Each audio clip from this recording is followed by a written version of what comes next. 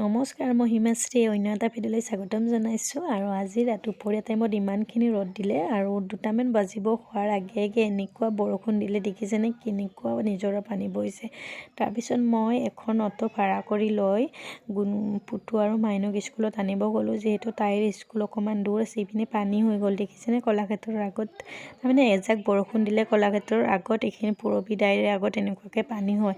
আৰু কিবাকৈ 2টা বাজিবৰ কাৰণে 10 মিনিট আছে, 2:10ত ছুটি। মই কিবাকৈ এখন ভাড়া কৰি লৈ গৈ আছোঁ, কাৰণ যিহেতু তাহাঁতৰ 2:10ত ছুটি আৰু বহুত টাইম ৰখিবও দিব নোৱাৰোঁ। 3টা বজাৰ পৰা তাইৰ আৰু টিউশ্যন আছে পুতু, তাৰ কাৰণে। এইপিনে আৰু 6 মাইল পোৱাৰ আগে 6 মাইল পালোঁ, পোৱাতে ইমান যাম। তাৰপিছত ঘূৰি আহি আকৌ খানাপাৰা হৈ সেনেকৈ দিছপুৰ ওলাইছোঁ ডাউন। আৰু এইপিনে স্কুল গৈ আছোঁ আৰু বৰষুণো তাৰমানে লাহে লাহে এৰিছে, কিন্তু এইকেইদিন ইমান বেয়া হৈছে ৰাতিপুৱা স্কুল যোৱা টাইমত, নহ'লে দুপৰীয়া আনিবৰ টাইমত এনেকুৱাকৈ বৰষুণ দিছে। এইপিনে স্কুল আহি পালোঁ আৰু 2টাকে ল'লোঁ।